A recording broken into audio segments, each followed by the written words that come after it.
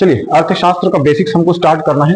आज के वीडियो में हम जो टॉपिक को कवर करेंगे वो है कौन सा, इकोनॉमिक्स क्या होता है, यानी कि अर्थशास्त्र क्या है, फिर इसके टाइप्स कौन कौन से हैं, टाइप्स के बाद हम आएंगे आगे इकोनॉमी पर, अर्थव्यवस्था, उसके बाद इसके क्षेत्र यानी कि सेक्टर्स ऑफ इकोनॉमी, और फिर जो लास्ट टॉपिक हमारा होगा वो होगा कौन सा, टाइप्स ऑफ इकोनॉमी। इन 5 मुद्दों पर हमको आज बात करना है। कौन कौन सा, अर्थशास्त्र क्या है, उसके प्रकार क्या हैं, फिर अर्थव्यवस्था, अर्थव्यवस्था के क्षेत्र और अर्थव्यवस्था के प्रकार, इन चीजों पर हमको आज बात करना है।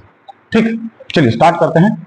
सबसे पहले आप रिसोर्सेस यानी कि जिसे हिंदी में कहते हैं क्या, संसाधन क्या है, इससे आप भली भांति परिचित होंगे। प्रकृति में ऐसी कोई भी वस्तु जो मानव के आवश्यकताओं की पूर्ति के लिए अपने काम पर लाता है उसे हम क्या कहते हैं, संसाधन कहते हैं। Whatever available in nature which is used to satisfy human needs is known as resource. ये 2 प्रकार के होते थे।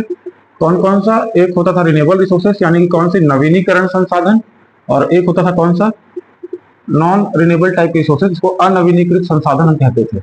ठीक है, अनवीनीकृत संसाधन हम कहते हैं। नवीनीकरण यानी कि रिन्यूएबल रिसोर्सेस क्या होता है, नवीनीकृत संसाधन वे संसाधन कहलाते हैं या वे वस्तुएं कहलाती हैं जो प्रकृति में प्रचुर मात्रा में उपलब्ध हैं, जिनको जितना भी आप इस्तेमाल कर लीजिए वो समाप्त नहीं होने वाले। या इसका एक दूसरा उदाहरण, परिभाषा ये भी हम बताते हैं कि नवीनीकृत संसाधन यानी कि रिन्यूएबल रिसोर्सेस वो रिसोर्स होते हैं जिनका इस्तेमाल या उपभोग करने की दर इनके उत्पादन के दर से बहुत कम होता है। ठीक है, रिन्यूएबल रिसोर्सेस में क्या कह रहा हूँ, नवीनीकृत संसाधन वे संसाधन हैं जो इतनी प्रचुर मात्रा में पृथ्वी पर उपलब्ध हैं, आप जिसको जितना भी इस्तेमाल कर लीजिए वो समाप्त नहीं होने वाले हैं। इसके अंतर्गत लिया जाता है कि इसको एयर, वाटर और लाइट। कौन सा, एयर, वाटर और लाइट। ठीक है, क्या कहेंगे, वायु, जल और प्रकाश। ये ऐसे रिसोर्सेस हैं जो कभी खत्म नहीं होने वाले हैं, या फिर ऐसा कह सकते हैं कि इनको जिस गति से हम उपयोग करते हैं या उसके कहीं ज्यादा गति से दोबारा से पृथ्वी पर उपलब्ध हो जाते हैं। आगे चलते हैं कि इस पर, नॉन रिन्यूएबल रिसोर्सेस पर। नॉन रिन्यूएबल रिसोर्सेस वे संसाधन है जिनकी सीमित मात्रा पृथ्वी पर उपलब्ध है, या कह सकते हैं कि एक लिमिटेड क्वांटिटी में है, जिनको अगर सही तरीके से इस्तेमाल नहीं किया जाए तो एक समय के बाद ये खत्म हो जाएंगे। एक दूसरी परिभाषा ये भी है जो ये कहती है कि अनवीनीकृत या नॉन रिन्यूएबल रिसोर्सेस ऐसे रिसोर्सेस होते हैं जिनको उपयोग करने की दर बहुत ज्यादा होती है इनके उपभोग की दर से, यानी कि जिस स्पीड से हम इसको कंज्यूम करते हैं वो बहुत, यानी क्या, रेट ऑफ कंजम्पशन बहुत ज्यादा है। किससे, रेट ऑफ प्रोडक्शन से, मतलब उत्पादन की जो दर है या इनका जो बनने का स्पीड है वो काफी कम है। किससे, जिस गति से हम इसका इस्तेमाल कर रहे हैं। इसीलिए हम कहते हैं कि एक समय के बाद में ये खत्म हो जाएंगे। एग्जाम्पल के लिए क्या ले सकते हैं, कोयला और क्या, पेट्रोल, है ना। ये 2 ऐसी चीजें हैं जो अनवीनीकृत संसाधन की कैटेगरी में रखे जाते हैं, जिनको बनने में काफी ज्यादा समय लगता है लेकिन इसको उपयोग करने में बहुत कम समय में इसको क्या कर सकते हैं, कंज्यूम कर सकते हैं। ठीक है, तो ये संसाधन हो गए। ठीक है, जिसमें रिन्यूएबल और नॉन रिन्यूएबल 2 तरीके से हमने इसको बताया। ठीक, अब इसी नॉन रिन्यूएबल रिसोर्सेज को इस्तेमाल करने के लिए हमारे पास फिलहाल तकनीक उपलब्ध है, यानी कि कह सकते हैं कि पूरी एफिशिएंसी के साथ इस्तेमाल करने के लिए फिलहाल हमारे पास जो तकनीक है वो नॉन रिन्यूएबल रिसोर्सेज को है। हालांकि हम कुछ हिस्सों पर रिन्यूएबल रिसोर्सेज को इस्तेमाल कर रहे हैं, लेकिन वो हमारे पास टेक्नोलॉजी फिलहाल नहीं है जिससे कि इसको हम मैक्सिमम एफिशिएंसी यानी कि अधिकतम दक्षता के साथ क्या कर सकते हैं, हम इसको इस्तेमाल कर सकते हैं, है ना। अब इसी नॉन रिन्यूएबल रिसोर्सेज को इस्तेमाल करके एक अवधारणा है कौन सा, सस्टेनेबल डेवलपमेंट, जिसको हिंदी में कहा जाता है क्या, सतत विकास। ठीक है, अब मानव अपने विकास के लिए किसका इस्तेमाल करता है, अनवीनीकृत संसाधनों का इस्तेमाल करता है। एक अवधारणा है सतत विकास यानी कि सस्टेनेबल डेवलपमेंट जिसको कहते हैं।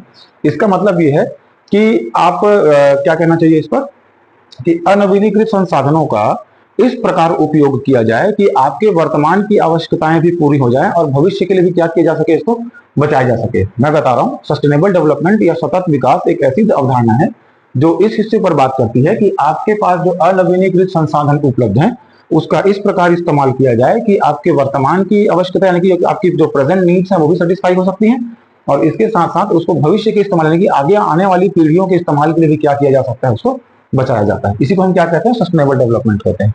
अब इन नॉन रिन्यूएबल रिसोर्सेज को इस्तेमाल करके सस्टेनेबल डेवलपमेंट अचीव करने के लिए जिस सब्जेक्ट का जन्म हुआ है वो कौन सा सब्जेक्ट है, इकोनॉमिक्स है। ठीक है, यानी कि क्या, अनवीनीकृत संसाधनों का, ठीक है, इस्तेमाल इस प्रकार करें कि सतत विकास की लक्ष्य की प्राप्ति की जा सके। यहाँ पर जिस विषय का जन्म होता है उसे हम क्या कहते हैं, अर्थशास्त्र कहते हैं। ठीक है, तो यहां से अर्थशास्त्र की परिभाषा निकलकर सामने आती है क्या, कि मानव के पास में असीमित इच्छाएं हैं, उन असीमित इच्छाओं को पूरा करने के लिए संसाधन सीमित हैं, तो वह विषय जो सीमित संसाधनों के उपयोग से मैक्सिमम आउटपुट यानी कि अधिकतम कहना चाहिए कि उसका आउटपुट निकालने के लिए जो विषय काम करता है उसे हम इकोनॉमिक्स कहते हैं। क्लियर हुआ? मैं ये कह रहा हूं कि आपके पास जो लिमिटेड रिसोर्सेस हैं, क्या है? लिमिटेड रिसोर्सेस के ऑप्टिमम यूटिलाइजेशन यानी कि अनुकूलतम उपयोग से क्या प्राप्त करना है? मैक्सिमम आउटपुट प्राप्त करना। ठीक, लिमिटेड रिसोर्सेज यानी कि सीमित संसाधनों के अनुकूलतम प्रयोग से अधिकतम लाभ अर्जित करने का जो विषय है उसे हम क्या कहते हैं? अर्थशास्त्र कहते हैं। एक दूसरी परिभाषा ये भी है कि आर्थिक वस्तु एवं सेवाओं की सहायता से यानी कि क्या? इकोनॉमिक गुड्स एंड सर्विसेज की सहायता से इकोनॉमिक एक्टिविटीज का अध्ययन। मैं कह रहा हूं आर्थिक वस्तु एवं सेवा की सहायता से आर्थिक गतिविधियों का अध्ययन क्या कहलाता है? जहां पर किया जाता है उसको क्या कहते हैं? अर्थशास्त्र कहते हैं। एक बार फिर से रिपीट कर रहा हूं। मैं कह रहा हूं आर्थिक वस्तु एवं वस्तुओं की सहायता से आर्थिक गतिविधियों का अध्ययन जहां पर किया जाता है वो अर्थशास्त्र है। ठीक है। एक अर्थशास्त्री हैं जिनका नाम क्या है? Adam Smith. ठीक है, अर्थशास्त्री हैं एडम स्मिथ। इन्होंने कहा है कि अर्थशास्त्र धन का अध्ययन है, यानी कि किसका? Study of wealth. Adam Smith के अनुसार अर्थशास्त्र क्या है? तो ये क्या है? धन का अध्ययन है। ठीक है, ये समझ में आ रहा है? एक बार फिर से रिपीट करें इस पूरे हिस्से को। हमारे पास संसाधन है जिनको दो तरीके से हमने डिवाइड किया है। एक नवीनीकृत संसाधन कहलाते हैं, दूसरे अनवीनीकृत संसाधन कहलाते हैं। नवीनीकृत संसाधन वे संसाधन है जिनका इतनी क्वांटिटी में हमारे पास में इतनी मात्रा में उपलब्ध है जिसको जितना भी इस्तेमाल कर लिया जाए खत्म नहीं होने वाले हैं। वहीं पर दूसरी ओर एक अनवीनीकृत या non renewable types of resource होते हैं जिनकी लिमिटेड क्वांटिटी हमारे पास अवेलेबल है, जो एक समय के बाद में समाप्त हो जाएंगे। उसको इस प्रकार हमको इस्तेमाल करना है कि सतत विकास प्राप्त किया जा सके। सतत विकास यानी कि सस्टेनेबल डेवलपमेंट का मतलब ये होता है कि आप अपने लिमिटेड रिसोर्सेज का इस प्रकार से इस्तेमाल करें कि आपके वर्तमान की आवश्यकताएं भी पूरी हो जाएं और भविष्य के उपयोग यानी कि आने वाली पीढ़ी के उपयोग के लिए भी इसको आप बचा सकें। ये इस सतत विकास की अवधारणा पर जो विषय काम करता है वो अर्थशास्त्र है। ठीक है, फिर मैंने क्या बताया कि अर्थशास्त्र वह विषय है जहां पर सीमित संसाधनों के ऑप्टिमम यानी कि अनुकूलतम प्रयोग से अधिकतम लाभ अर्जित करने का अध्ययन किया जाता है। आर्थिक वस्तु एवं सेवा की सहायता से आर्थिक गतिविधियों का अध्ययन जहां पर किया जाता है वो अर्थशास्त्र है। और एडम स्मिथ के अनुसार स्टडी ऑफ वेल्थ यानी कि धन का अध्ययन कहां पर किया जाता है? तो अर्थशास्त्र में किया जाता है। ये कुछ बेसिक डेफिनेशंस हैं इकोनॉमिक्स को लेकर के। अब यहाँ पर आपको एक शब्द मिल रहा है आर्थिक गतिविधि। आर्थिक गतिविधि किसे कहेंगे? तो आर्थिक गतिविधियां इसके अंतर्गत क्या किया जाता है? प्रोडक्शन यानी कि क्या? उत्पादन, उसके बाद इसका डिस्ट्रीब्यूशन वितरण, उसके बाद क्या? कंज्यूमर या प्रोड्यूसर के व्यवहार के बारे में। ये सब चीज को क्या कहते हैं हम लोग? आर्थिक गतिविधि। मतलब इकोनॉमिक एक्टिविटीज में क्या क्या इन्वॉल्व की जाती है? किसी वस्तु का उत्पादन, डिस्ट्रीब्यूशन है ना, प्रोडक्शन, डिस्ट्रीब्यूशन, कंजम्पशन या कंज्यूमर और प्रोड्यूसर के बीच का बिहेवियर है। ये सभी चीजें जो जहां पर मतलब क्या, इन सभी चीजों को एक साथ क्या कहा जाता है? इकोनॉमिक एक्टिविटीज यानी कि आर्थिक गतिविधियां कही जाती है। ठीक है, ये हो गया अर्थशास्त्र। अब अर्थशास्त्र के बाद अगले हिस्से पर हम चलते हैं। अर्थशास्त्र के प्रकार कितने हैं? अब चूंकि हम क्या कह रहे हैं, अर्थशास्त्र विषय के तौर पर है जहां पर अध्ययन किया जाता है ना, तो यहां पर क्या? इकोनॉमिक्स कितने प्रकार के हैं? तो इकोनॉमिक्स दो प्रकार के होते हैं। एक होता है माइक्रो इकोनॉमिक्स और दूसरा होता है कौन सा?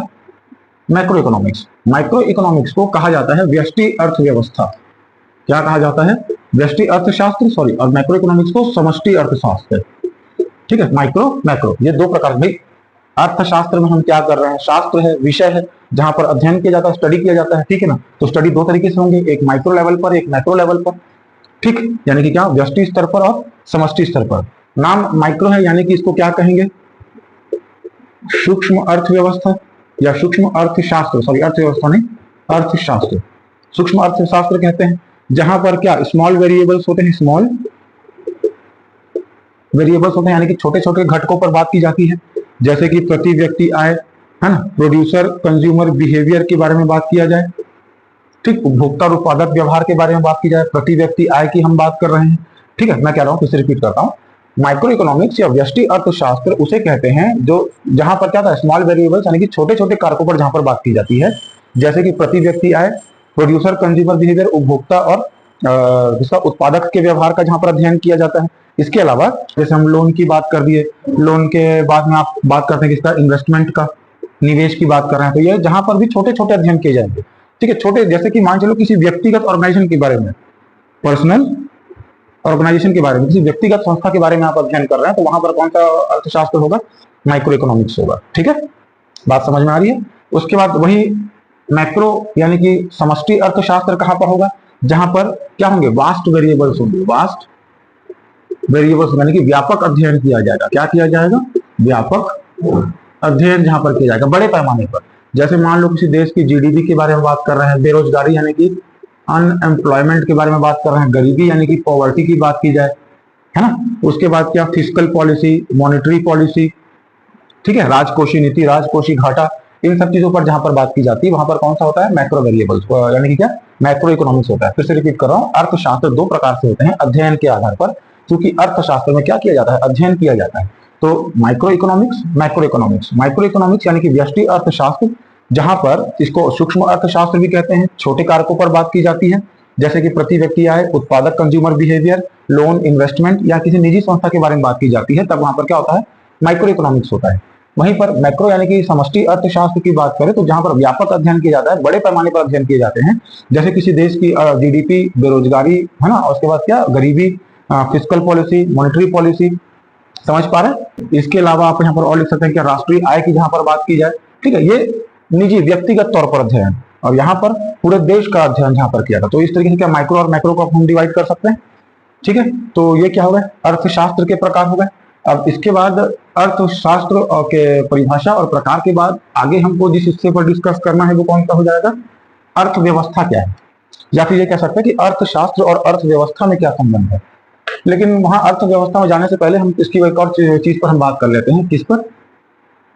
नेचर ऑफ इकोनॉमिक्स, यानी कि क्या? अर्थशास्त्र की प्रकृति। देखिए, हम कह रहे हैं कि अर्थशास्त्र एक ऐसा विषय है जहां पर अध्ययन किया जाता है, हाँ कि नहीं? तो अध्ययन जहां पर किया जा रहा है एक विषय के तौर पर, जो अर्थशास्त्र है वो विज्ञान है या कला है। ठीक है, I am talking about nature of economics as a subject. Economics can be considered as science, है ना, और एज आर्ट्स। ठीक है, इसी को हम क्या कहेंगे? Nature of economics. मतलब अर्थशास्त्र की प्रकृति में आप ये बताएंगे कि वो विज्ञान है या कला है, ठीक है, वो साइंस है या आर्ट है, इस पर हम बात करेंगे। देखिए, पहले कुछ बेसिक चीजों पर बात कर लें। कोई सब्जेक्ट साइंस कब कहा जाता है? जहां पर किसी कार्य और उसके कारण की बात अध्ययन किया जाए। साइंस कहां पर होता है? जहां पर किसी कार्य के कारण की बात की जाती है, वहां पर साइंस होता है। इसके अलावा हम कहेंगे कि अर्थशास्त्र विज्ञान है, क्योंकि यहाँ पर जो भी कार्य किए जाते हैं, जैसे कि गरीबी, बेरोजगारी, इन सभी मुद्दों के कारण का पता लगाया जाता है। ठीक है, साथ ही साथ अर्थशास्त्र विज्ञान है क्योंकि यहाँ पर डाटा का, यानी कि आंकड़ों का सिस्टमैटिक तरीके से क्या किया जाता है? कलेक्शन किया जाता है ना, एक आंकड़ों का एकत्रीकरण किया जाता है, उसके बाद पर उसका विश्लेषण किया जाता है, यानी कि एनालिसिस किया जाता है, उसके बाद अंतिम में रूप में क्या किया जाता है? उसका अध्ययन यानी कि स्टडी किया जाता है। मैं कह रहा हूं अर्थशास्त्र विज्ञान है क्योंकि यहाँ पर मुद्दों का जो कार्य है उसके कारण की बात की जाती है, साथ में आंकड़ों का सिस्टमैटिक या क्रमबद्ध तरीके से उसका कलेक्शन किया जाता है, एनालिसिस किया जाता है, स्टडी किया जाता है। इसीलिए इकोनॉमिक्स किस रूप में है? विज्ञान के रूप में है। इसके अलावा कि अर्थशास्त्र में यूनिवर्सल प्रिंसिपल्स, है ना, क्या बताएंगे आप? यूनिवर्सल प्रिंसिपल्स काम करते हैं, यानी कि सार्वभौमिक सिद्धांत काम करते हैं, साथ में कुछ नियम भी हैं जो लगाए जाते हैं। इसीलिए अर्थशास्त्र क्या है? विज्ञान है। ठीक है, यह हो गया विज्ञान होने के पक्ष में तर्क। इसके बाद मैं कह रहा हूं कि अर्थशास्त्र कला भी है। क्यों कला है? देखिए, सबसे पहले समझिए आर्ट का या फिर कला का मतलब क्या होता है। आप कहते हैं किसी काम को बेहतर तरीके से करना कला कहलाता है ना, जहां पर क्या किया जाता है? चयन की प्रकृति होती है। चयन यानी कि जिसे हम क्या कहते हैं? सिलेक्शन। अब समझिए चयन या सिलेक्शन कैसे डिफाइन करेंगे। देखिए, आपके पास बहुत सारे ऑप्शंस अवेलेबल हैं या बहुत सारे क्या होते हैं? विकल्प उपलब्ध हैं। उन विकल्पों में से किसी सर्वश्रेष्ठ का चयन करना है, यानी कि किसी आप एक इंडिविजुअल किसी एक टॉपिक पर बात करते हैं। मैं कह रहा हूं कि मेरे पास बहुत सारे ऑप्शंस या अल्टरनेटिव्स अवेलेबल हैं, उन अल्टरनेटिव में से किसी एक का मैं सेलेक्ट कर रहा हूं जो सुपीरियर है, जो सबसे बेस्ट ऑप्शन है उसको मैं चुनता हूं। यानी कि क्या, मैं किस बारे में बात कर रहा हूं? कला के बारे में बात कर रहा हूं। क्योंकि कला का परिभाषा में मैंने क्या कहा है? कि किसी काम को बेहतर तरीके से या बहुत सही तरीके से करना ही तो कला कहलाता है। और चूंकि मैं अर्थशास्त्र में सिलेक्शन का प्रोसीजर फॉलो करता हूं, यानी कि अनेक विकल्पों में से किसी एक बेहतर विकल्प के चयन के बारे में बात करता हूं, इसीलिए विज्ञान अर्थशास्त्र क्या है, कला भी है। तो कंक्लूजन में आप बताएंगे कि यानी कि नेचर ऑफ इकोनॉमिक्स की जब कभी भी बात की जाएगी या अर्थशास्त्र की प्रकृति की बात की जाएगी कि वह एक विषय के रूप में विज्ञान है या कला है, तो आप बताएंगे यानी कंक्लूड करेंगे कि अर्थशास्त्र ना ही विज्ञान है ना ही अकेले कला है, मतलब ना कि अकेले विज्ञान जिसको नहीं समझा जाना चाहिए और ना केवल कला नहीं समझा जाना चाहिए, जबकि इन दोनों का मिश्रण क्या है, अर्थशास्त्र। क्योंकि यहाँ पर ये सब भी काम किए जाते हैं और ये भी काम किया जाता है, जो कि ये सारे काम किए जाते हैं तो बताएंगे कि साइंस है, जहां पर चयन यानी कि सिलेक्शन, सुपीरियर का सिलेक्शन किया जाता है, इसलिए वो आर्ट्स है। ठीक है, ये क्लियर है। अब अर्थव्यवस्था की प्रकृति बता पाएंगे। इसके बाद आगे बढ़ते हैं किस पर, अर्थशास्त्र, अर्थव्यवस्था पर, सॉरी। ठीक है, कहां चलते हैं, अर्थव्यवस्था पर। देखिए, हमको यहां पर बात करना है किस पर, अर्थशास्त्र, जिसे हम क्या कह रहे हैं, इकोनॉमिक्स कह रहे हैं, और एक होता है क्या, अर्थव्यवस्था, अर्थव्यवस्था। ठीक है, एक क्या है, अर्थशास्त्र है, दूसरा क्या है, अर्थव्यवस्था, जिसको इंग्लिश में कहा जाता है इकोनॉमी। एक है इकोनॉमिक्स और दूसरा क्या है, इकोनॉमी। देखिए, अर्थशास्त्र क्या है, एक सब्जेक्ट के तौर पर है, जहां पर क्या किया जाता है, अध्ययन किया जाता है, जहां पर सिद्धांत यानी कि प्रिंसिपल और क्या, थ्योरीज काम करती है। ठीक, मैं कह रहा हूं अर्थशास्त्र एक विषय है जहां पर अध्ययन किया जाता है और जहां पर क्या, सिद्धांत और थ्योरीज काम करती है। वहीं पर अर्थव्यवस्था अर्थशास्त्र का क्या है, व्यवहारिक रूप है। अब जैसे ये सब्जेक्ट है तो ये क्या है, बिहेवियर है, जहां पर स्टडी किया जाता है वहां यहां पर क्या किया जाता है, इंप्लीमेंट किया जाता है, लागू किया जाता है। जहां पर प्रिंसिपल और थ्योरीज काम करती हैं वहीं पर ये क्या काम करता है, प्रैक्टिकल्स काम करते हैं। मैं कह रहा हूं अर्थशास्त्र पढ़ा जाता है, अर्थव्यवस्था में उसको लागू किया जाता है। मतलब जहां पर आप अध्ययन कर रहे हैं, जहां पर स्टडी का प्रोसेस आप अप्लाई कर रहे हैं ना, वहां क्या कहेंगे हम इसको, अर्थशास्त्र कहेंगे। बाकी इसी सब्जेक्ट को, इसी थ्योरीज को या इन्हीं प्रिंसिपल्स को जहां पर एप्लीकेबल बनाया जाता है या जहां इंप्लीमेंट किया जा रहा है, जहां पर लागू किया जा रहा है, वो क्या है, अर्थव्यवस्था। यानी कि ये क्या है, ये सैद्धांतिक रूप है और ये व्यवहारिक रूप है। मतलब अर्थव्यवस्था पढ़ा जाता है, सॉरी, अर्थशास्त्र को पढ़ा जाता है और अर्थव्यवस्था जहां पर लागू किया जाता है। तो ये दोनों संबंध हो जाएंगे उसमें। ठीक है, अब जब हम जान चुके हैं कि अर्थव्यवस्था क्या है, तो आगे हम बात कर लेते हैं इसके क्षेत्रकों पर, यानी कि क्या, sectors of economy, sectors of economy, यानी कि अर्थव्यवस्था के क्षेत्र क्या है। अर्थव्यवस्था के क्षेत्र 3 होते हैं, प्राथमिक, द्वितीयक और, पहले समझिए कि सेक्टर किसे कहेंगे। देखो, हम कह रहे हैं कि इकोनॉमिक्स में या इकोनॉमी में क्या की जाती है, गतिविधि की जाती है, एक्टिविटीज की जाती है। इन एक्टिविटीज को यानी कि इन गतिविधियों को 3 श्रेणी में बांटा गया है। मैं कह रहा हूं अर्थशास्त्र में या अर्थव्यवस्था में जो गतिविधियां होती हैं, इन गतिविधियों की 3 श्रेणी होती है। एक्टिविटीज जो हम करते हैं, इन एक्टिविटीज को सेक्टर के नाम से जाना जाता है, जिसको प्राइमरी, सेकेंडरी और टर्शरी सेक्टर में हम डिवाइड करते हैं, प्राथमिक, द्वितीयक और तृतीयक। ठीक है, अब प्राथमिक यानी कि प्राइमरी सेक्टर क्या है, तो प्राइमरी सेक्टर जहां पर नेचुरल रिसोर्सेज को किसके फॉर्म में, प्रोडक्ट के फॉर्म में हम क्या करते हैं, प्राप्त करते हैं, यानी कि प्राकृतिक संसाधनों को जहां उत्पाद के रूप में प्राप्त किया जाता है, वो प्राथमिक क्षेत्र है। फिर से रिपीट करूं, मैं कह रहा हूं जहां पर नेचुरल रिसोर्सेज को हम प्रोड्यूस यानी कि प्रोडक्ट के फॉर्म में जहां पर हम उत्पादन के तौर पर हम जहां पर काउंट करते हैं, वो प्राथमिक क्षेत्र है। क्योंकि यहाँ पर प्राकृतिक संसाधन का प्राकृतिक संसाधन को उत्पाद के रूप में प्राप्त करने की बात चल रही है, इसीलिए इसको एग्रीगेरियन क्या, एग्रीकल्चर सेक्टर भी कहते हैं, यानी कौन सा, कृषि क्षेत्र भी कहते हैं, जिसके प्रमुख रूप से यानी कि जो मेन प्रोडक्ट्स होंगे वो क्या होंगे, आपका एग्रीकल्चर से मिलने वाला प्रोड्यूसेस, उसके बाद और क्या क्या इसमें इंक्लूड किया जाता है, माइनिंग, उसके बाद कौन सा, एनिमल हस्बेंड्री, है ना, देखो कृषि, खनन उत्खनन, पशुपालन, उसके बाद क्या, वानिकी, तो ये जाएगा आपको कौन सा, फॉरेस्ट्री।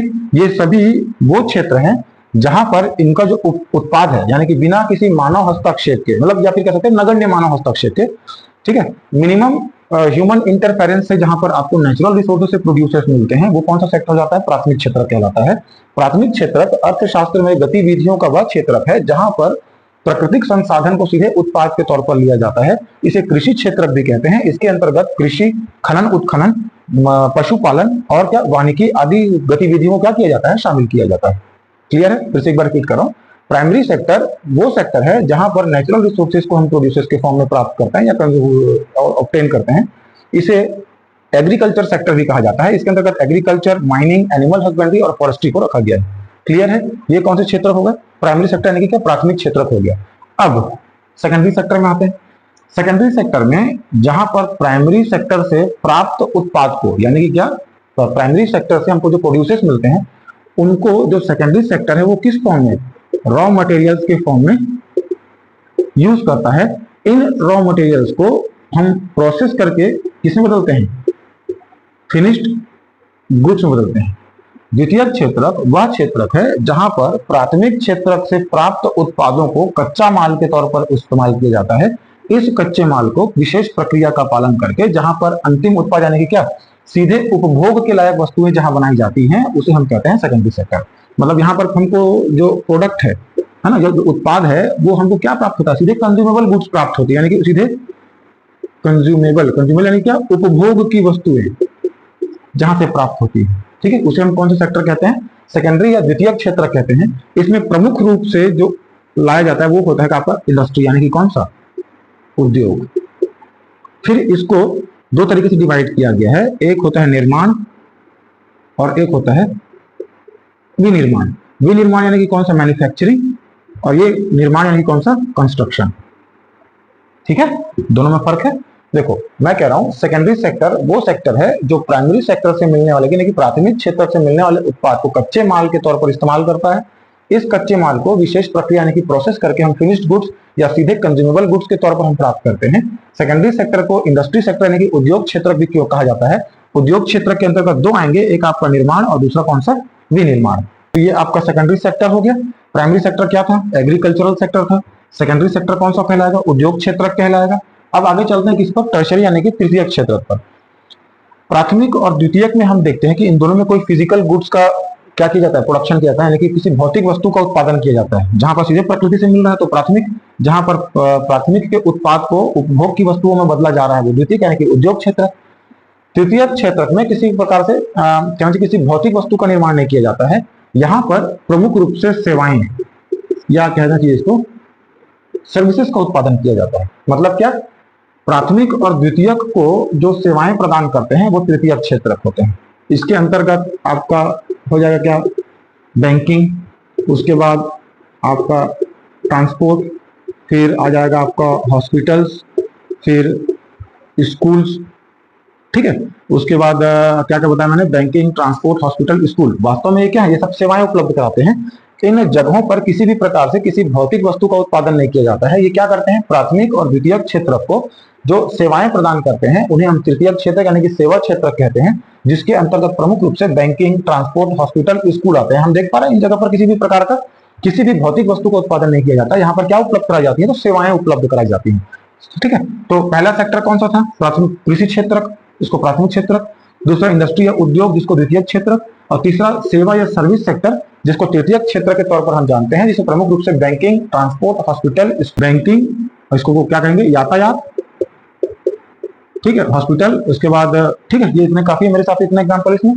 अब इसी टर्शरी सेक्टर को दो और हिस्सों में देखा जाता है, एक आपका चतुर्थ क्षेत्रक और एक पंचम क्षेत्रक।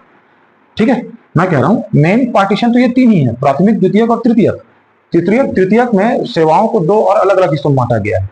जो पहला वाला जो आपका आएगा उसमें रखा गया प्रबंधन को, यानी कि किसको, मैनेजमेंट, इसे क्या कहेंगे, प्रबंधन। और एक पांचवा सेक्टर है, इसमें प्रोफेशनल्स को रखा गया है, किसको, प्रोफेशनल्स, यानी क्या, विशेषज्ञ। ठीक, प्रबंधन में जैसे क्या मैंने आ जाएगा आपका टैक्स मैनेजमेंट आ गया, रिसर्च एंड डेवलपमेंट आ गया, सॉफ्टवेयर डेवलपर्स आ गए, है ना। मैं कह रहा हूं जो तृतीयक यानी कि सेवा क्षेत्र था, इसको और दो हिस्सों में देखा जाता है। चौथा क्षेत्र कौन सा, प्रबंधन यानी कि मैनेजमेंट, और पांचवा कौन सा, प्रोफेशनल यानी कि विशेषज्ञ क्षेत्र कहा जाता है। मैनेजमेंट के अंतर्गत आपका tax management, research and development, software है ना, रिसर्च एंड डेवलपमेंट, फिर सॉफ्टवेयर डेवलपर्स को आप काउंट कर लीजिए, या फिर पोर्टफोलियो जो मैनेजमेंट्स है ना, उन सभी को आप लेके चलिए। तो ये सब किसके अंतर्गत रखे गए, चतुर्थ क्षेत्र के अंतर्गत रखे गए हैं। वहीं पंचम क्षेत्र में आया तो विशेषज्ञ, जैसे कि क्या आपका नीति निर्माता, है ना, मतलब ये प्रोफेशनल जो है ये भविष्य की अवधारणाओं पर, यानी कि भविष्य के को लेकर ये काम करते हैं। ठीक है, जैसे क्या नीति निर्माता हो गया, उसके बाद आपका जो लॉ से संबंधित सर्विसेज है, कानूनी सलाहकार वगैरह जो है, इन सभी को किसमें रखा गया है, पांचवें सेक्टर में रखा गया है। यहाँ पर सारा प्रबंधन ही किया जाएगा, और यहाँ पर जो अपने अपने फील्ड में प्रोफेशनल्स हैं, इसमें रिसर्च एंड डेवलपमेंट को भी लिया जाता है। ठीक है, तो ये हो जाएगा कौन सा आपका सेक्टर्स ऑफ इकोनॉमी। रिपीट कर लेते हैं एक बार क्विक रिवीजन। प्राथमिक क्षेत्र को कृषि, जहां पर प्राकृतिक संसाधन उत्पाद के तौर पर मिलेंगे। द्वितीय क्षेत्र को इंडस्ट्री, उद्योग, जहां पर फिनिश्ड गुड्स मिलेंगे। टर्शरी यानी कि तृतीय सेवा क्षेत्र है, जहां पर सेवाएं उपलब्ध कराई जाती हैं, कोई भी भौतिक वस्तु का निर्माण नहीं किया जाता है। इसी तृतीय क्षेत्र के अंतर्गत चतुर्थ और पंचम क्षेत्र रखा गया है। चतुर्थ को मैनेजमेंट या प्रबंधन सेक्टर कहा जाता है, और पांचवी को प्रोफेशनल या विशेषज्ञ क्षेत्र कहा जाता है। मैनेजमेंट के अंतर्गत tax management, portfolio management, research and development, software developers, इनको रखा जाता है। वहीं पर प्रोफेशनल्स यानी कि विशेषज्ञ क्षेत्र में नीति निर्माता, कानूनी सलाहकार, रिसर्च एंड डेवलपमेंट भी इसका पार्ट हम मान के चलते हैं। ये भविष्य की योजनाओं पर काम करते हैं। ठीक है, तो ये क्या हो गया हमारा सेक्टर्स ऑफ इकोनॉमी। अब इसके बाद जो आखिरी हिस्सा है वो है क्या, अर्थव्यवस्था के प्रकार। ठीक, देखिए अर्थव्यवस्थाएं विश्व भर में अलग अलग प्रकार की होती हैं। इसको हम कुछ आधारों पर वर्गीकरण करने का प्रयास करेंगे। क्या करना है हमको यहाँ पर, टाइप्स ऑफ इकोनॉमी, यानी कि क्या अर्थव्यवस्था के प्रकारों पर हमको क्या करनी है, बात करनी है। सबसे पहले हम देख लेते हैं क्या, एक है जो सरकार की भूमिका के आधार पर कि सरकार क्या रोल प्ले करती है। उसके बाद विकास की अवधारणाओं पर, ठीक है, कि डेवलपमेंट के बेसिस पे। उसके बाद हम आते हैं किस पर, सेक्टर्स पर, यानी कि इसको क्या कहेंगे, क्षेत्रकों के आधार पर। उसके बाद हम आएंगे किस पर, नियोजन। नियोजन के बाद, ठीक है, नियोजन के बाद हम आ जाएंगे किस पर, निर्भरता। ठीक है, निर्भरता के बाद कितना जाएगा, 1 2 3 4 5, जो आखिरी हिस्सा हमारा होगा कौन कौन सा हो जाएगा, भूमिका, विकास, क्षेत्र, और इसको हम ले लेते हैं क्या, अंतरराष्ट्रीय संबंध। अंतरराष्ट्रीय संबंध के आधार पर, यानी कि इंटरनेशनल रिलेशनशिप के आधार पर। सरकार की भूमिका के आधार पर अर्थव्यवस्था 3 प्रकार के होते हैं। एक होता है समाजवादी अर्थव्यवस्था। समाजवादी अर्थव्यवस्था जिसको हम क्या कहते हैं, सोशलिस्टिक भी कहते हैं, है ना, सोशलिस्ट इकोनॉमी, यानी कौन सा, समाजवादी अर्थव्यवस्था। उसके बाद दूसरा जो है वो कौन सा, पूंजीवादी अर्थव्यवस्था, इसको कहते हैं कैपिटलिस्ट इकोनॉमी। तीसरा होता है कौन सा, मिक्स्ड, इसको हम कहते हैं कौन सी, मिश्रित अर्थव्यवस्था। देखिए अर्थव्यवस्था के बहुत सारे प्रकार हम लेके चलते हैं विश्व भर की अर्थव्यवस्थाओं को अगर देखें तो इसका वर्गीकरण या जो क्लासिफिकेशन है वो सरकार की भूमिका के आधार पर, डेवलपमेंट, सेक्टर्स, नियोजन, निर्भरता और अंतरराष्ट्रीय संबंधों के आधार पर। सबसे पहले सरकार की भूमिका के आधार पर जो अर्थशास्त्र है वो अर्थव्यवस्था वो 3 प्रकार के हैं, समाजवादी यानी कि सोशलिस्ट, पूंजीवादी यानी कि कैपिटलिस्ट, और मिक्स्ड यानी कि मिश्रित अर्थव्यवस्था। समाजवादी अर्थव्यवस्था जो है, अर्थव्यवस्था वहां पर होगी जहां पर जो आर्थिक गतिविधियां हैं, यानी कि कौन सी, इकोनॉमिक एक्टिविटीज हैं, आर्थिक गतिविधियों को कौन कंट्रोल करता है, तो सरकार कंट्रोल करती है। यानी कि संसाधनों के उत्पादन, उनके वितरण और उपभोग आदि का अध्ययन या काम जो कंप्लीट नियंत्रण होता है वो किसका होता है, सरकार का होता है। जहां पर सरकार की क्या होती है, मोनोपोली होती है। ठीक है, जहां पर प्रतिस्पर्धा ना हो, यानी कि क्या होता है, नो कंपटीशन, यानी कोई प्रतिस्पर्धा नहीं होगी। जहां पर आप क्या बताएंगे कि आर्थिक गतिविधि को कौन कंट्रोल करता है, तो सरकार कंट्रोल करती है। जहां पर सरकार का एकाधिकार होता है। ये मार्केट का, यानी कि बाजार का कोई काम नहीं होता, यानी किसी भी प्रकार से बाजार से किसी प्रकार से प्रभावित नहीं होती है। जहां पर लाभ कमाने का जो भाव है, यानी कि प्रॉफिट मेकिंग जो कहना चाहिए कि भावनाएं हैं वो बिल्कुल भी नहीं होंगी। यहां पर देखा जाएगा क्या, सोशल वेलफेयर, क्या कहेंगे आप, सोशल वेलफेयर। ठीक, सामाजिक सहायता के बारे में बात की जाएगी। मैं कह रहा हूं समाजवादी यानी कि सोशलिस्टिक इकोनॉमी वहां पर होगी जहां पर आर्थिक गतिविधियों को नियंत्रित करने वाला सरकार होगा, जहां पर सरकार का एकाधिकार होता है, जहां पर कोई प्रतिस्पर्धा नहीं होती, मार्केट का कोई रोल नहीं होता, प्रॉफिट की भावना नहीं काम करती, यानी कि लाभ कमाने की भावना नहीं होगी। साथ में क्या, सामाजिक सहायता केंद्र पर रखा जाएगा, यानी कि सोशल वेलफेयर पर जहां पर काम किया जाता है, तो वहां पर कौन से टाइप की इकोनॉमी होगी, सोशलिस्टिक इकोनॉमी होती है। ठीक है, समझ में आ रही बात। मैं कह रहा हूं समाजवादी अर्थव्यवस्था वहां होगी जहां पर आर्थिक गतिविधियों का नियंत्रण सरकार करेगी। ठीक है, ठीक है, आर्थिक गतिविधियों का नियंत्रण कौन करेगी, सरकार करेगी। गवर्नमेंट मोनोपोली होता है, कोई कंपटीशन यानी कि प्रतिस्पर्धा बिल्कुल भी नहीं होती है, बाजार की कोई भूमिका नहीं होती है, लाभ कमाने का कोई उद्देश्य नहीं होता है, और जहां पर समाज सेवाएं केंद्र पर हों वहां पर कौन सा होता है, समाजवादी अर्थव्यवस्था होती है। आगे बढ़े, आगे बढ़े तो पूंजीवादी, इसी में इकोनॉमिक्स या कौन सा, कैपिटलिस्ट इकोनॉमिक्स, यानी कि पूंजीवादी अर्थव्यवस्था कहां पर होगी। अब पूंजीवादी अर्थव्यवस्था ये वहां होती है, इसको मार्केट कंट्रोल भी कहेंगे। कौन सा, मार्केट कंट्रोल, यानी कि जो कीमत है उस पर किसका नियंत्रण होता है? बाजार का नियंत्रण होता है। यहाँ पर प्रॉफिट यानी कि क्या, लाभ कमाने की जो भावना है वो केंद्र पर होती है। इसके बाद ओपन कंपटीशन दिखाई देगा आपको, खुली प्रतिस्पर्धा। ठीक है, क्या होगा? पूंजीवादी अर्थव्यवस्था, जहां इसको मार्केट कंट्रोल्ड इकोनॉमी कहते हैं, जहां पर लाभ केंद्र में होता है, जहां पर खुली विषमता हो, सॉरी खुली कहना चाहिए, प्रतिस्पर्धा होती है। इससे इकोनॉमिक डिस्पैरिटी यानी क्या, आर्थिक विषमता को ये जन्म देती है। यहां पर concentration of wealth, concentration of wealth यानी कि धन का कहना चाहिए क्या, एकत्रीकरण दिखाई देता है। मतलब जो अमीर है वो और अमीर होता जा रहा है, जो गरीब होता है वो और गरीब होता है। इसके बाद में यहाँ पर कहेंगे जो प्रोड्यूसर्स हैं, है ना, यहाँ पर जो उत्पादन किया जाता है उसकी पहुंच, यानी कह सकते हैं कि हर वर्ग के लोगों को तक इसकी क्या होती है, पहुंच नहीं होती है। यहाँ पर demand and supply, demand and supply, मांग और पूर्ति का नियम काम करता है। एक बार फिर से मैं कह रहा हूँ, पूंजीवादी अर्थव्यवस्था वह अर्थव्यवस्था है जिसे जिसे क्या करता है, बाजार नियंत्रित करता है। यानी कि क्या, बाजार नियंत्रित अर्थव्यवस्था है, जहां पर लाभ की भावना केंद्र पर होती है, जहां पर खुली प्रतिस्पर्धा होती है, जहां पर ये आर्थिक विषमता को जन्म देते हैं। इससे कॉन्सेंट्रेशन ऑफ वेल्थ यानी कि धन का केंद्रीकरण होता है। साथ में इसके जितने भी उत्पाद होते हैं उस पर हर किसी की पहुंच नहीं होती, लेकिन सामान्यतः डिमांड एंड सप्लाई यानी कि मांग और पूर्ति का नियम काम करता है। तो यहाँ पर जितने भी पॉइंट्स हमने बताए वो किसकी विशेषताएं हैं? पूंजीवादी अर्थव्यवस्था है। ठीक है, जैसे हम क्या कहेंगे, कैपिटलिस्ट इकोनॉमी होंगे। ठीक, इसके बाद तीसरे नंबर पर मिक्स्ड इकोनॉमी यानी कि मिश्रित अर्थव्यवस्था।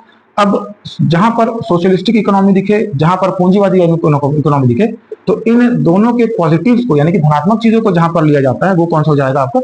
मिक्स्ड इकोनॉमिक हो जाएगा। वास्तव में देखा जाए तो समाज, कोई भी देश पूरी तरीके से कह सकते हैं क्या, समाजवादी नहीं हो सकता, पूरी तरीके से पूंजीवादी नहीं हो सकता। ठीक है, जबकि हर देश की अर्थव्यवस्था कहीं ना कहीं पर मिश्रित अर्थव्यवस्था के तौर पर हमको दिखाई देती है।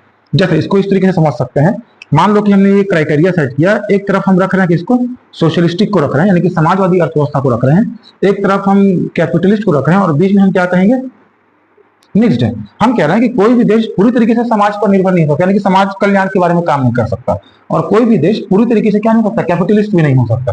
जबकि इन दोनों के बीच में ही हमको देश भर की, मतलब विश्व भर की सारी अर्थव्यवस्थाएं दिखाई पड़ती हैं। जैसे कि क्या, इंडिया में मिश्रित अर्थव्यवस्था है, जहां पर पूंजीवादी की कुछ विशेषताओं और समाजवादी की कुछ विशेषताओं को धारण किए हुए भारत की अर्थव्यवस्था हम बताएंगे कि मिश्रित रूप में हमको दिखाई देती है। ठीक है, तो ये तीन तरह के आपके इकोनॉमिक्स हो गए या इकोनॉमी हो गए। कौन कौन सा? समाजवादी, पूंजीवादी, मिश्रित। ये थी किसके आधार पर? सरकार की भूमिका के आधार पर। आगे चलते हैं किस पर? विकास के आधार पर, यानी कि इसके कुछ क्राइटेरिया हैं। विकास के आधार पर हम कहेंगे क्या, अर्थव्यवस्थाएं तीन प्रकार की अर्थव्यवस्था होंगी। एक हो जाएगी आपकी पिछड़ी यानी कि बैकवर्ड, एक होता है डेवलपिंग, ठीक है, और एक होता है कौन सा, डेवलप्ड। यहां पर एक चौथा भी हम लेके चल सकते हैं, कौन सा, अंडर डेवलप्ड। ठीक है, ये इस तरीके से हम उसको डिवीजन कर सकते हैं विकास के आधार पर। अब इसके कुछ मानक तय किए गए, यानी कि हम विकास के आधार पर जो अर्थव्यवस्थाओं का वर्गीकरण हम कर रहे हैं, हम कैसे जानेंगे कि देश की अर्थव्यवस्था बैकवर्ड है, अंडर डेवलप्ड है, डेवलपिंग है या डेवलप्ड है। ठीक है, फिर से कहूं, पिछड़ा है, अल्प विकसित है, विकासशील है या विकसित है, हम कैसे डिसाइड करेंगे? तो इसके कुछ मानक तय किए गए हैं। आप बताएंगे कि प्रति व्यक्ति आय, आपका इंफ्रास्ट्रक्चर, ठीक है, प्रति पर कैपिटा इनकम, इंफ्रास्ट्रक्चर, इसके बाद आपका social services, per capita income, infrastructure, social services, उसके बाद ह्यूमन रिसोर्सेज डेवलपमेंट की बात की जाए, इसको यहाँ पर फिर हम प्रोडक्शन को काउंट करें, उसके बाद एनर्जी सिक्योरिटी की हम बात करें, उसके बाद एम्प्लॉयमेंट यानी कि रोजगार, पॉवर्टी, उसके बाद आप ले लीजिए किसको, मैन्युफैक्चरिंग। ठीक है, मैन्युफैक्चरिंग को लेके चलिए। ठीक, अब देखो मैं कह रहा हूं कि ये कुछ अवधारणाएं हैं, यानी कि प्रति व्यक्ति आय, इंफ्रास्ट्रक्चर और यानी कि अधोसंरचना, सोशल सर्विसेज यानी कि समाज सेवाएं, एचआर डेवलपमेंट यानी कि कौन सा, इसको मानव संसाधन विकास, प्रोडक्शन उत्पादन, एनर्जी सिक्योरिटी, एम्प्लॉयमेंट यानी कि रोजगार, पॉवर्टी, मैन्युफैक्चरिंग, उसके बाद आप ले लीजिए स्कूल्स, हॉस्पिटल्स। ठीक है, और क्या लिख सकते हैं आप, चलिए इतना मेरे हिसाब से मोर देन सफिशिएंट होगा। अब ये कुछ फैक्टर्स हैं, क्या है ये, कुछ फैक्टर्स हैं, यानी कि ये वो कारक हैं जिनके आधार पर हम बताएंगे कि किसी देश की अर्थव्यवस्था की स्थिति क्या है। तो इसे रिपीट करूं, मैंने यहाँ पर कुछ फैक्टर्स लिखे हैं, जैसे प्रति व्यक्ति आय, पर कैपिटा इनकम, इंफ्रास्ट्रक्चर यानी कि अधोसंरचना, सोशल सर्विसेज समाज सेवाएं, एचआर डेवलपमेंट यानी कि मानव संसाधन विकास, इसमें स्किल डेवलपमेंट को भी आप काउंट कर सकते हैं, क्या कौशल विकास को। उसके बाद उत्पादन, energy security, employment, poverty, manufacturing, school, hospital, school development. जिस भी देश में ये सभी कारक की स्थिति मेरे को अधिकतम दिखेगी यानी मैक्सिमम लेवल पर है तो वो कौन से देश जाएंगे, डेवलप हो जाएंगे। जहां पर इन सब की स्थिति बहुत निचली पायदान पर है तो वो पिछड़े और अंडर डेवलप के क्राइटेरिया में आ जाएंगे। मेरी बात समझ पा रहे हैं? मैं कह रहा हूं कि ये कुछ कारक यानी कि फैक्टर्स हैं मेरे पास में जिनके आधार पर किसी देश के विकसित या विकासशील या पिछड़े होने की बात को मैं कह रहा हूं। अब जहां पर ये सभी पॉइंट्स मैक्सिमम लिमिट पर होंगे वो डेवलप कंट्री हो जाएगी, जहां पर ये अपने मिनिमम लेवल पर है यहाँ पर ये बोल जाएंगे पिछड़े या अंडर डेवलप की कैटेगरी में आ जाएंगे, और जहां पर इन सभी का थोड़ा थोड़ा विकास हो चुका है इसको मैं क्या कहूंगा, विकास हो रहा है, इन सभी को मैं डेवलपिंग कंट्री के क्राइटेरिया में रखूंगा। तो इस हिसाब से हम कह सकते हैं कि कोई देश कितना विकसित है, मतलब समझ रहे ना, इन सभी कारकों की स्थिति के आधार पर हम बताएंगे कि कोई देश कितना विकसित है या कितने विकास कार्य वहां पर चल रहे हैं। तो ये कौन सा जाएगा, विकास के आधार पर अर्थव्यवस्था के प्रकार हो जाएगा। ये जो क्या जाएंगे इन कारकों के आधार पर हम समझा पाएंगे कौन सा देश विकसित है और कौन सा देश अल्प विकसित है। एक और यहाँ पर कहा जाता है विकास यानी कि इसको पर कैपिटा इनकम को बेस बनाकर, किसको, पर कैपिटा इनकम को यानी कि प्रति व्यक्ति आय को आधार बनाकर जो वर्ल्ड बैंक है वो अलग अलग देशों का वर्गीकरण करता है। आय को आधार बनाकर अलग अलग देश की मतलब जो विकास की अवधारणा है उनको वर्ल्ड बैंक, ठीक है, क्या डेवलपमेंट इंडेक्स तैयार करता है जिसके हिसाब से जो अर्थव्यवस्था है वो कितने प्रकार के हो जाएंगे, प्रकार से हो जाते हैं, 3 तरीके से हो जाते हैं, एक लो इनकम, एक मीडियम और एक हाई। ठीक है, मैं कह रहा हूं प्रति व्यक्ति आय को आधार बनाकर वर्ल्ड बैंक 3 तरीके से कहना चाहिए, वर्ल्ड डेवलपमेंट कह सकते हैं कि डेवलपमेंट रिपोर्ट में ये 3 तरह के देश होते हैं जहां पर आय का वितरण किया जाता है। एक low income economy, medium economy मध्यम वर्गीय जो है, और एक क्या हाई इनकम इकोनॉमी है। लो इनकम इकोनॉमी में ये कहा जाता है जिन देशों में प्रति व्यक्ति आय, ठीक है, कितना $1005 से क्या हो, कम हो। मैं कह रहा हूं ऐसे देश जहां पर प्रति व्यक्ति आय $1005 से कम हो उसे कौन सा देश कहा जाएगा, लो इनकम इकोनॉमी कहा जाएगा, यानी कौन सा, निम्न आय वाली अर्थव्यवस्था। इसके बाद 1006 से $3955 जहां पर प्रति व्यक्ति आय हो, इसको किस में रखा जाएगा, मध्यम में। सॉरी, ये मध्यम को 2 तरीके से कर लेते हैं, मध्यम की भी या फिर मीडियम की भी 2 कैटेगरी जाएगी। क्या कह रहे हैं, 1006 से $3955 तक के, और 3956 से लेकर के 12235 तक के। देखो लो इनकम इकोनॉमी कहां पर, जहां पर प्रति व्यक्ति आय $1005 से भी कम है। फिर मीडियम की 2 श्रेणियां हैं, एक कौन सा 1006 से लेकर के $3955 तक का, उसके बाद 395 से लेकर के 1235 तक का। उसके बाद में जो हाई प्रति व्यक्ति आय यानी कि उच्च प्रति व्यक्ति आय वाले देश की अर्थव्यवस्था होगी जो कि क्या हो जाएगी, $12236, ठीक है, $12236 से भी ज्यादा जहां पर जिस देश में प्रति व्यक्ति आय है वो हाई इनकम इकोनॉमी वाले देश कहलाए जाएंगे। मैं फिर से एक बार रिपीट कर रहा हूं, प्रति व्यक्ति आय के आधार पर देशों की अर्थव्यवस्था को इन 4 श्रेणियों में बांटा गया है। इसके द्वारा तो वर्ल्ड बैंक के द्वारा, है ना। तो ये जो निम्न आय वाले जो देश होंगे उनकी जो इनकम होगी वो $1005 से भी कम, 1006 से 3955 तक के होंगे वो मीडियम कैटेगरी में, मतलब लोअर मीडियम। फिर ये हायर मीडियम, और जहां पर $12236 से भी ज्यादा जहां की इनकम या प्रति व्यक्ति आय होगी, पर कैपिटा इनकम की बात कर रहे हैं, वो सबसे उच्च आय वाले देशों में माने जाएंगे, यानी कि सबसे कौन से डेवलप होंगे, ये सबसे डेवलप कंट्री वाला फिनोमिना होगा। क्लियर है।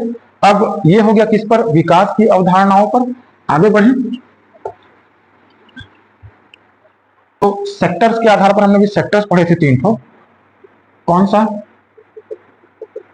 प्राइमरी, सेकेंडरी और टर्शियरी, ये 3 तरह के सेक्टर्स पढ़े। अब जहां पर जिस भी देश में प्राइमरी सेक्टर की भूमिका ज्यादा है तो वहां पर प्राथमिक क्षेत्र वाली अर्थव्यवस्था हो जाएगी। जहां पर उद्योग की व्यवस्था कहना चाहिए कि जहां पर जो जिस देश की अर्थव्यवस्था उद्योग पर आधारित है वो उद्योग अर्थव्यवस्था हो जाएगी। और तीसरा, जिस देश की अर्थव्यवस्था में सेवा क्षेत्र का ज्यादा योगदान होगा वो कौन सा, टर्शरी सेक्टर वाली अर्थव्यवस्था कहलाएगी। क्षेत्र के आधार पर अर्थव्यवस्थाएं 3 प्रकार की हैं, प्राथमिक, द्वितीयक और तृतीयक। प्राथमिक, द्वितीयक या तृतीयक के वर्गीकरण किस आधार पर, कि जिस भी क्षेत्र का योगदान किसी अर्थव्यवस्था में 50% से ज्यादा है। मान लो कृषि क्षेत्र 50% ज्यादा योगदान दे रहा है अर्थव्यवस्था में, तो वो कौन सी अर्थव्यवस्था कहलाएगी, प्राथमिक क्षेत्र की अर्थव्यवस्था। वैसे अगर इंडस्ट्रीज का अगर कॉन्ट्रीब्यूशन 50% प्लस है तो ये द्वितीय क्षेत्र वाली अर्थव्यवस्था। जहां पर सर्विस सेक्टर का कंट्रीब्यूशन 50% प्लस है वहां पर टर्शरी सेक्टर वाली अर्थव्यवस्था कहलाएगी। इसको हम ये कहेंगे कि कोई भी देश की अर्थव्यवस्था पूर्ण रूप से प्राथमिक, द्वितीयक या तृतीयक क्षेत्र पर नहीं निर्भर हो सकती है। किसी देश की अर्थव्यवस्था क्या कहेंगे, प्राथमिक से द्वितीयक और द्वितीयक से तृतीयक की ओर बढ़ती जाती है। कब? जब उसकी राष्ट्रीय आय में वृद्धि हो रही हो, जब वो अर्थव्यवस्था क्या हो जाए, मैच्योर हो रही है, यानी कि मैच्योरिटी का लेवल बढ़ते जा रहा है। देखो फिर से मैं रिपीट कर रहा हूं, मैं ये कह रहा हूं जहां पर विकास की बातें की जाए, है ना, विकास जहां पर अधिक हो रहा है, इसके अलावा जो सेल्फ डिपेंडेंट है, यानी कि क्या है, सेल्फ डिपेंडेंट है, यानी कि आत्मनिर्भर व्यवस्था है। देखो क्षेत्रक के आधार पर प्राथमिक, द्वितीयक और तृतीयक मैं कह रहा हूं, अर्थव्यवस्था प्राथमिक से द्वितीयक और द्वितीयक से तृतीयक होती जाती है, या अर्थव्यवस्था का कहना चाहिए कि परिवर्तन, यानी कि संरचनात्मक परिवर्तन यहाँ पर हम कहें, है ना, स्ट्रक्चरल चेंज इन इकोनॉमी की अगर बात करें तो कोई देश की अर्थव्यवस्था में उसका कंट्रीब्यूशन प्राइमरी, सेकेंडरी और टर्शरी में कितना है, यानी कि 50% के आसपास अगर है तो हम उसको अर्थव्यवस्था के हिसाब से बांट रहे थे। अगर कृषि का योगदान 50% प्लस है तो प्राथमिक, सेकेंडरी का अगर 50% प्लस है तो सेकेंडरी, और अगर सेवा क्षेत्र का 50% प्लस है तो उसको सर्विस सेक्टर इकोनॉमी हम कहते थे। लेकिन कोई भी देश पूरी तरीके से किसी एक क्षेत्र पर निर्भर नहीं रह सकता, उसने प्राथमिक, द्वितीयक और तृतीयक क्षेत्रकों का जो योगदान है वो निरंतर बदलते रहता है, कॉन्ट्रीब्यूशन का कंटिन्यूसली चेंज होते रहता है। वो डिपेंड करता है इन फैक्टर्स पर। अगर किसी देश की राष्ट्रीय आय बढ़ रही है, अगर देश की अर्थव्यवस्था मैच्योर हो रही है, मैं कह रहा हूं कि वहां पर विकास की काम हो रही है ना, विकास कार्य वहां पर किए जा रहे हैं, अगर वो सेल्फ डिपेंडेंट हो रही है, मतलब इंडिपेंडेंट कहना चाहिए क्या, खुद पर निर्भर अर्थव्यवस्था हो रही है, तो वो अर्थव्यवस्था प्राथमिक से द्वितीयक और द्वितीयक से तृतीयक की तरफ क्या कर रहे हैं, मूव कर रहे हैं बोलते हैं। इसी को हम क्या बताते हैं कि इसको भारतीय अर्थव्यवस्था में संरचना, यानी किसी देश की अर्थव्यवस्था में, ठीक इसी को हम क्या कहते हैं, किसी देश की अर्थव्यवस्था में संरचनात्मक परिवर्तन कहते हैं। क्योंकि संरचनात्मक परिवर्तन इसीलिए कह रहे हैं क्योंकि उस देश की अर्थव्यवस्था में विभिन्न क्षेत्रकों का योगदान भी परिवर्तित हो रहा है, इसीलिए हम कह रहे हैं कि उस देश की अर्थव्यवस्था की संरचना में परिवर्तन हो रहा है। और वो जो परिवर्तन हम देख रहे हैं उसका आकलन हम किस आधार पर करते हैं कि अगर उसकी देश की राष्ट्रीय आय बढ़ रही है, देश का जो अर्थव्यवस्था वो मैच्योर होता जा रहा है, वहां पर विकास कार्य किए जा रहे हैं, और वो क्या हो रही है, आत्मनिर्भर अर्थव्यवस्था बन रही है, तो इसके आधार पर हम क्या कहते हैं कि क्षेत्र की क्रमशः बदलते रहते हैं। ठीक है, तो ये क्षेत्रकों के आधार पर हो गया, ये क्षेत्रकों के आधार पर हो गया। इसके बाद आगे चलें तो एक वर्गीकरण है किस पर, नियोजन के आधार पर। देखो नियोजन के आधार पर अर्थव्यवस्थाएं दो प्रकार की होंगी, एक होगी कहां पर, गैर नियोजित, और एक होगी कौन सी, नियोजित। यानी कि एक होता है प्लान्ड इकोनॉमी और एक होता है कौन सा, अनप्लान्ड। अब जैसे भारत में क्या योजना आयोग ले लीजिए, जिसको भी वर्तमान में हम नीति आयोग के नाम से हम जानते हैं, जिसको, ये संस्था काम क्या करती है, देश की अर्थव्यवस्था को 5 ईयर प्लान, हम आगे पढ़ेंगे अभी, पंचवर्षीय योजना। तो ये एक ऐसी संस्था थी जो भारत की अर्थव्यवस्था को हर 5 साल के लिए क्या करती थी, प्लान करती थी। इस प्रकार भारत की अर्थव्यवस्था क्या जाएगी, जहां पर भी इकोनॉमी को प्लानिंग किया जा रहा है, यानी कि अर्थव्यवस्था के लिए क्या योजनाएं बनाई जा रही है, जहां पर योजना अंतर्गत, यानी किसी कहना चाहिए फॉर्मूला बेस्ड पर जहां पर प्लानिंग चल रही है, उसको हम क्या कहेंगे, नियोजित या प्लान्ड इकोनॉमी कहेंगे। फिर से रिपीट करूं, मैं प्लान्ड या नियोजित अर्थव्यवस्था उसे कह रहा हूं जहां पर कोई एक संस्था आने वाले कुछ साल, यानी कि जैसे भारत की बात करें तो भारत में हर 5 साल के लिए योजना आयोग थी जो क्या बनाती थी, जो अर्थव्यवस्था को प्लान करती थी। इसलिए भारत की अर्थव्यवस्था को मैं क्या कर रहा हूं भाई, किसी भी देश में अगर वहां की इकोनॉमी को प्लान किया जा रहा है कि आने वाले साल में हमको ये टारगेट्स को अचीव करना है, उद्देश्य रखे जा रहे हैं, उन उद्देश्यों की प्राप्ति के लिए हम क्या करेंगे, योजना बनाएंगे, तो हमारी अर्थव्यवस्था कौन सी जाएगी, नियोजित अर्थव्यवस्था हो जाएगी। जहां पर कोई नियोजन काम नहीं कर रहा, किसी प्रकार कोई प्लानिंग नहीं कर रहा, तो वो कौन सी अर्थव्यवस्था हो जाएगी, गैर नियोजित अर्थव्यवस्था हो जाएगी। क्या ना भाई, हम समझ में आ रही बात। मैं प्लान्ड यानी कि नियोजित अर्थव्यवस्था उस अर्थव्यवस्था को कह रहा हूं जहां पर एक टारगेट फिक्स किया जाएगा कुछ साल के लिए, उस टारगेट को अचीव करने के लिए प्लानिंग की जाएगी, और प्लानिंग यानी कि योजना बनाई जाएगी, और उस योजना के तहत कार्य किया जाएगा ताकि जो हमने लक्ष्य निर्धारित किए हैं उन लक्ष्य की हम प्राप्ति कर सकें, तो वो नियोजित अर्थव्यवस्था हो जाएगी। और जहां पर कोई प्लानिंग नहीं चल रही, बस ऐसे ही चले जा रहे हैं, तो वो कौन सी अर्थव्यवस्था कहलाएगी, गैर नियोजित अर्थव्यवस्था कहलाएगी। ठीक है, भारत का एग्जांपल ले सकते हैं, क्योंकि भारत में योजना आयोग या नीति आयोग नाम की एक संस्था है जो देश की अर्थव्यवस्था को कुछ समय अंतराल के लिए क्या करती है, प्लानिंग करती है, नियोजित करती है। ठीक है, यह हो जाएगा। उसके बाद निर्भरता के आधार पर ये 3 प्रकार के हो जाएंगे। निर्भरता पर कौन सा, आत्मनिर्भर,